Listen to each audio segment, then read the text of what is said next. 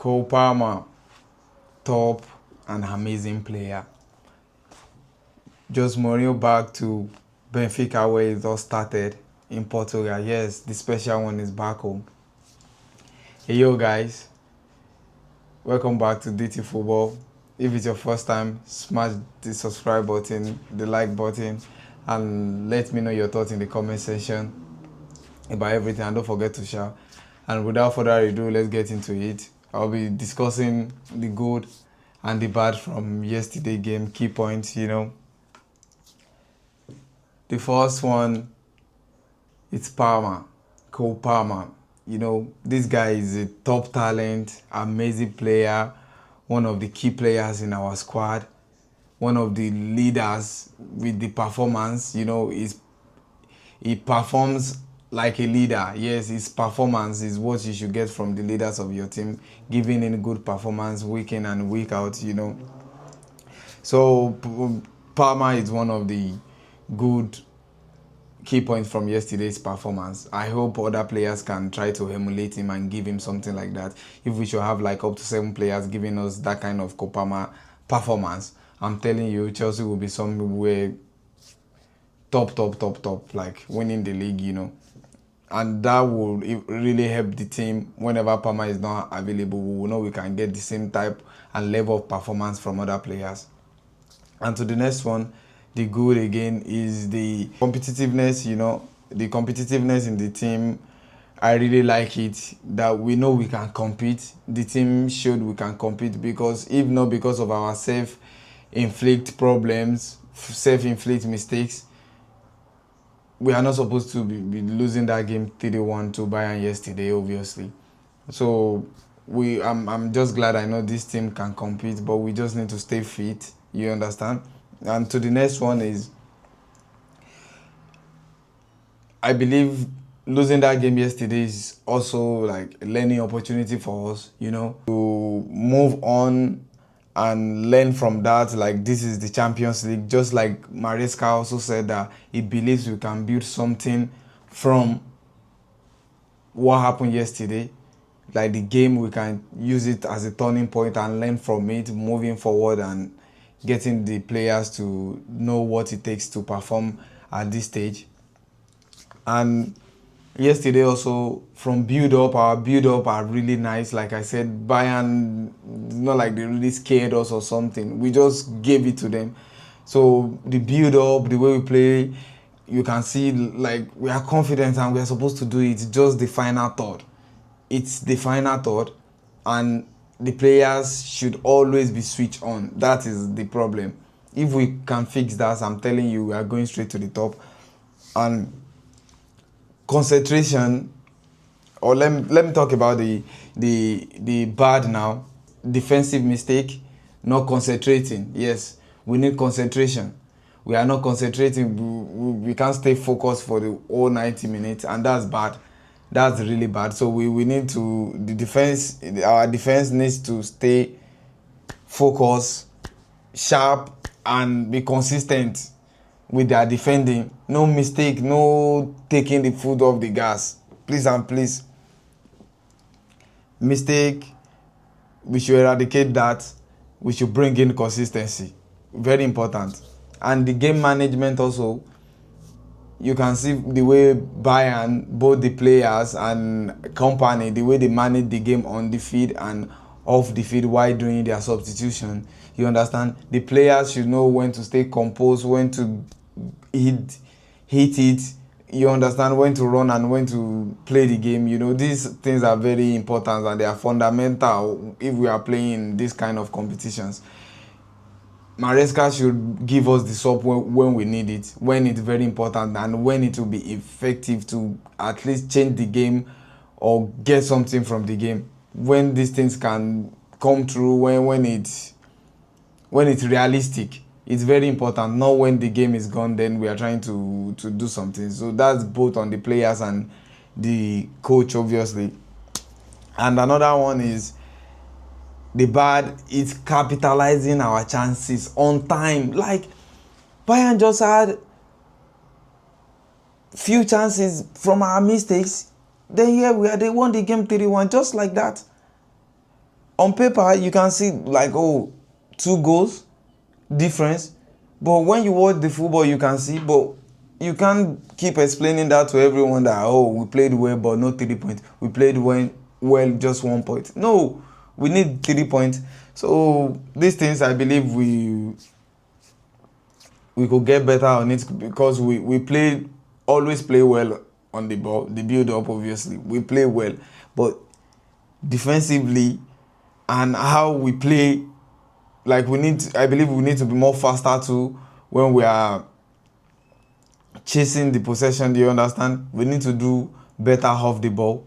So that is that about the good and the bad from the game yesterday. So if you are still watching, please, if it's your first time, don't forget to subscribe, smash the like button. Let me know your thoughts about the game, if you agree and disagree about all I just said now.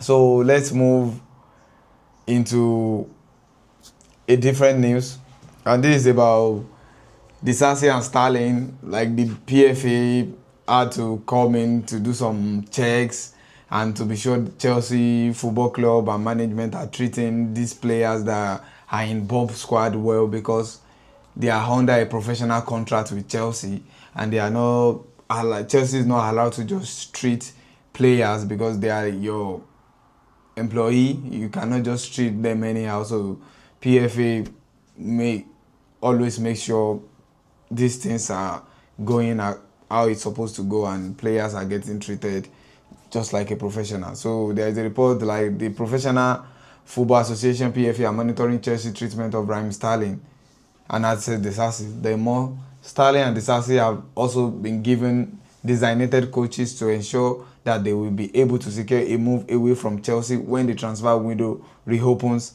in January.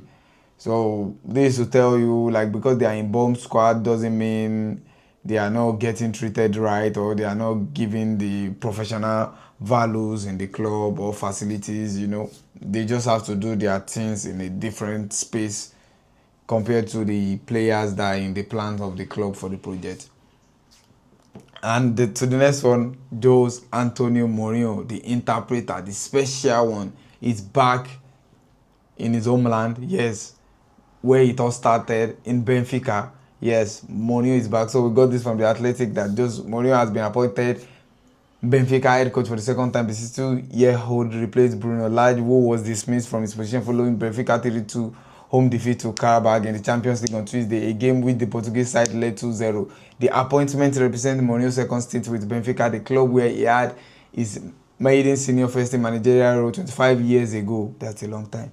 He left his assistant coaching role at Barcelona to take the position at Benfica in September 2000, but departed just after 11 games in charge, before he moved to Porto to later win the Champions League.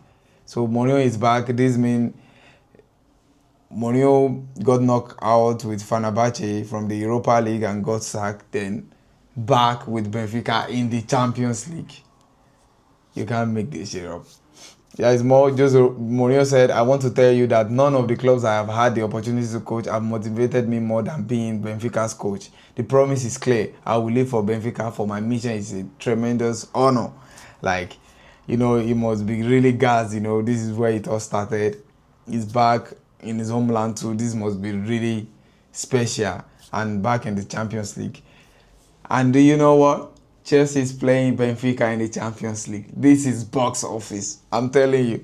So I'm really looking forward to Chelsea and Mourinho again, meeting one again, the special one. Is one of our own always. So we got the clarification about Ishe Samuel's Smith deal, that went down between Chelsea and Strasbourg, and he headed up again in Swansea City. So this is from Simon Phillips, that the transfer of Samuel was cancelled. No money moved between Chelsea and Strasbourg. We prioritize the player well-being and his playing time. Strasbourg president Mark Keller clarifies Samuel Smith's aborted move from Chelsea. So obviously they are telling us that the movement of the money, like the Strasbourg Ultras were really angry about, that they were just bringing players and selling them back within a month, that was all lies. It was not true. they didn't move any money, no payment was made because there was a report that Samuel was homesick, blah blah blah, you know. So the deal was not permanent or something. So that is that about that. I hope this clarifies and the Hotras can calm down now that, you know, Samuel was never moved, you know. So it is what it is. And there is more. I have something to say.